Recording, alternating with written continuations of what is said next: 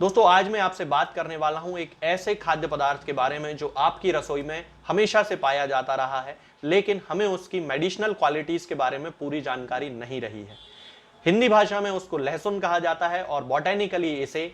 Allium sativum कहा जाता है। होम्योपैथी में इसे एलियम सटाइवम के नाम से ही यूज किया जाता है। होम्योपैथिक मेडिसिनल सिस्टम की ये एक बहुत ही ज्यादा इंपॉर्टेंट मेडिसिन है। इसके साथ ही आयुर्वेद में भी हजारों सालों से इसका उपयोग किया जाता रहा है। हमारे खाने में इसको शामिल करने का जो मुख्य कारण था वो यही था कि इसके अंदर इतनी अच्छी प्रॉपर्टीज पाई जाती हैं, मेडिसिनल प्रॉपर्टीज, कि हमारे शरीर में बहुत सारे रोगों से लड़ने में ये हमारी हेल्प करता है। तो आज मैं इन्हीं सारी मेडिसिनल प्रॉपर्टीज के बारे में आपको जानकारी देने वाला हूं। तो चलिए दोस्तों शुरू करते हैं। सबसे पहले होम्योपैथी में यदि देखा जाए तो लहसुन का जो उपयोग किया जाता है वो हाई बीपी यदि किसी पेशेंट को है, यानी कि यदि उसका ब्लड प्रेशर बढ़ रहा है तो उस ब्लड प्रेशर को कम करने के लिए किया जाता है।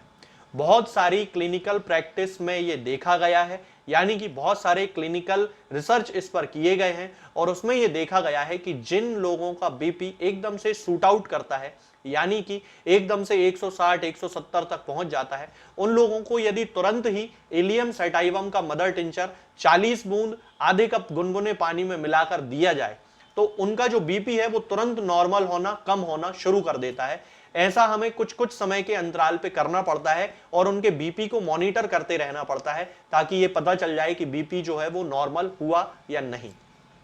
तो इस तरह होम्योपैथी में सबसे ज्यादा जो इसका उपयोग किया जाता है वो इसके बीपी के कम करने की जो खास प्रॉपर्टी होती है उसके लिए किया जाता है। इसके साथ ही यदि हम देखें तो जिन लोगों को कोलेस्ट्रॉल बहुत ज्यादा होता है, जिन लोगों के ब्लड में, ये उन लोगों के ब्लड में जाके कोलेस्ट्रॉल के लेवल को भी कम करता है। और VLDL जिसे कि वेरी लो डेंसिटी लाइपोप्रोटीन कहते हैं, यानी कि वो कोलेस्ट्रॉल जो कि हमारी धमनियों में जम जाता है, हमारी आर्टरीज में जम जाता है और हमें ब्लॉकेज की समस्या देता है, ये VLDL पे डायरेक्ट इफेक्ट लेके आता है और उसको ब्लड से खत्म करता है। तो लहसुन की ये भी एक बहुत अच्छी मेडिसिनल प्रॉपर्टी होती है कि ये ब्लड में कोलेस्ट्रॉल को खत्म करता है। इसके साथ ही यदि हम देखें कि कुछ समय पहले एक रिसर्च हुआ था कि जिन लोगों को डायबिटीज की प्रॉब्लम होती है उनमें ये ग्लूकोज के लेवल को कम करता है, ट्राइग्लिसराइड्स के लेवल को कम करता है और इसके साथ साथ ही उनकी इंसुलिन के प्रति जो संवेदनशीलता होती है उनमें ये बढ़ा देता है।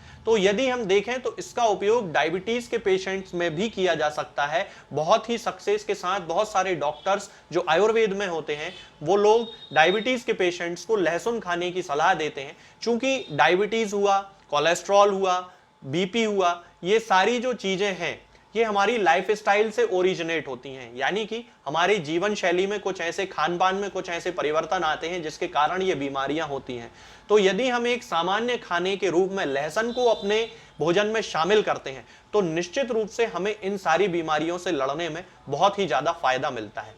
होम्योपैथी में यदि हम देखें तो इसका जो पेशेंट होता है उसके मुंह में एक स्वीट मेटालिक टेस्ट होता है। ये जो टेस्ट होता है ये इंडाइजेशन के कारण होता है। जिन लोगों को लिवर की प्रॉब्लम होती है, जिन लोगों का लिवर कमजोर रहता है, यानी कि उनको फैटी लिवर हो सकता है, जॉन्डिस हो सकता है, और इसके साथ ही वो लोग नॉनवेज का सेवन बहुत ज्यादा करते हैं, यानी कि मांस बहुत ज्यादा खाते हैं, मटन बहुत ज्यादा खाते हैं, अंडे बहुत ज्यादा खाते हैं, नॉनवेज के साथ साथ अल्कोहल का यूज बहुत ज्यादा करते हैं, यानी कि शराब बहुत ज्यादा पीते हैं, बियर बहुत ज्यादा पीते हैं, तो इन लोगों को हमेशा डाइजेस्टिव सिस्टम से रिलेटेड कोई ना कोई प्रॉब्लम बनी ही रहती है। तब उस कंडीशन में यदि इस पेशेंट को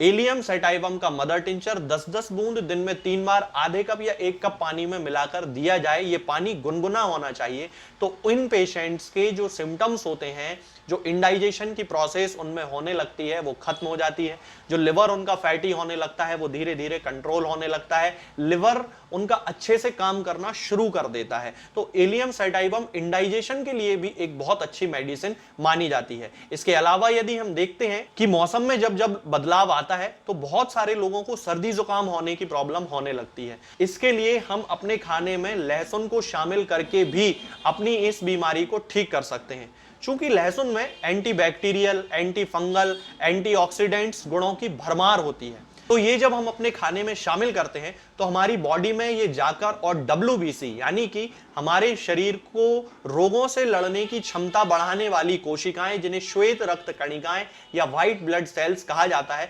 उनकी मात्रा को बढ़ाती हैं। और छोटे छोटे जो इन्फेक्शन बार बार मौसम के परिवर्तन में होते हैं, सर्दी जुकाम होता रहता है, स्किन इन्फेक्शन होने लगते हैं, ये सारे इन्फेक्शन को खत्म करने की शक्ति हमारे शरीर को प्रोवाइड कराता है। इसलिए लहसुन का उपयोग इन लोगों में जरूर किया जाना चाहिए जिनमें कि बार बार किसी ना किसी इन्फेक्शन के कारण उनको कोई ना कोई प्रॉब्लम होती रहती है। इसके अलावा दोस्तों, जिन लोगों को हड्डियों से रिलेटेड प्रॉब्लम होती है, जैसे कि उनकी हड्डियां कमजोर होने लगती हैं, उम्र के साथ साथ उनमें दर्द होने लगता है, घुटनों में बहुत ज्यादा लोगों को दर्द होने लगता है, कई लोगों को गठिया की शिकायत हो जाती है, रूमेटिक आर्थराइटिस की शिकायत हो जाती है, उन लोगों के लिए भी एलियम सैटाइवम यानी कि लहसुन बहुत ज्यादा हेल्प करता है। और उनके जो दर्द की समस्याएं होती हैं, यानी कि उनको घुटनों में दर्द होता है, जोड़ों में दर्द होता है, गर्दन में दर्द होने लगता है, हाथों की उंगलियों में दर्द होने लगता है, तब इन कंडीशंस में लहसुन के उपयोग से न केवल दर्द में राहत मिलती है, बल्कि इसमें पाई जाने वाली एंटी इंफ्लेमेटरी जो प्रॉपर्टीज होती हैं वो जोड़ों में आई हुई सूजन को भी कम करती हैं। इसके अलावा दोस्तों, लहसुन में पाई जाने वाली एंटी फंगल प्रॉपर्टीज हमें बहुत सारे प्रकार के फंगल इन्फेक्शन से बचाती हैं। जिन लोगों को बार बार कोई फंगल इन्फेक्शन हो जाता है, उनके नाखूनों में इन्फेक्शन हो जाता है, पैरों की जो उंगलियां होती हैं उनके जो सेंटर पार्ट होता है, दो उंगलियों के बीच का जो हिस्सा होता है, उनमें कभी इन्फेक्शन हो जाता है, रिंगवर्म की जिन लोगों को प्रॉब्लम होती है, उन लोगों को अपने खाने में लहसुन को शामिल जरूर करना चाहिए, क्योंकि इसमें पाई जाने वाली एंटी फंगल प्रॉपर्टीज रोगों से लड़ने की क्षमता व्यक्तियों में प्रदान करती हैं। इसके अलावा बहुत सारे रिसर्च में यह भी पाया गया है कि हल्दी के साथ यदि लहसुन का यूज किया जाता है तो कैंसर से जैसी बीमारियों से लड़ने में भी हमारा शरीर सक्षम होता है। तो लहसुन का उपयोग जिन लोगों के परिवार में कैंसर की हिस्ट्री है, उन्हें तो अपने खाने में जरूर करना चाहिए। इसके अलावा यदि हम देखते हैं कि लहसुन का उपयोग गैस और एसिडिटी की बहुत ज्यादा प्रॉब्लम होती है, उनमें भी किया जाना चाहिए, क्योंकि ये हमारे शरीर में इंडाइजेशन को खत्म करता है। तो गैस और एसिडिटी से संबंधित जो प्रॉब्लम्स होती हैं, तो उनमें लहसुन मरीजों को बहुत ही ज्यादा राहत देता है। इसके अलावा दोस्तों, वे महिलाएं जिनमें बार बार योनि में संक्रमण हो जाता है, यानी कि वेजाइनल इंफेक्शन उनको बहुत ज्यादा होता है,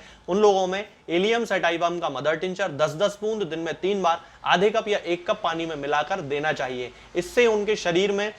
उस इन्फेक्शन से लड़ने की जो पावर होती है वो डेवलप होने लगती है। क्योंकि जैसा कि मैंने आपको बताया कि इसमें बहुत सारी प्रॉपर्टीज पाई जाती हैं जो हमारी बॉडी में WBC को बढ़ाती हैं, इसलिए लहसुन का उपयोग इन महिलाओं में जरूर किया जाना चाहिए। इसके साथ ही यदि उन महिलाओं में ब्रेस्ट में स्वेलिंग आ जाती है, तब भी इसका उपयोग किया जा सकता है। इसके अलावा जिन लोगों को दोस्तों म्यूकस की बहुत ज्यादा प्रॉब्लम होती है, यानी कि उनको बहुत ज्यादा कफ बनता है, कफ निकलता रहता है, जब भी वो सांस लेते हैं तो सीने में घड़घड़ाहट की आवाज आती है, तब उस कंडीशन में एलियम सैटाइवम का मदर टिंचर 10-10 बूंद दिन में 3 बार आधे कप या 1 कप गुनगुने पानी में मिलाकर जरूर उपयोग करना चाहिए। ये उन्हें खांसी को खत्म करने में भी बहुत ज्यादा हेल्प करता है। तो दोस्तों, यही सारी मेडिसिनल प्रॉपर्टीज लहसुन को एक बहुत ही अच्छा सब्सटेंस बनाती हैं, एक खाद्य पदार्थ बनाती हैं, जिसके कारण बहुत सालों से हमारे खाने में इसका उपयोग किया जाता रहा है। तो यदि आपको इनमें से कोई भी बीमारी हो, आप अपने खाने में लहसुन का यूज करना शुरू कर सकते हैं, जिससे कि आपको हेल्प मिलेगी इन सारी बीमारियों को ठीक करने में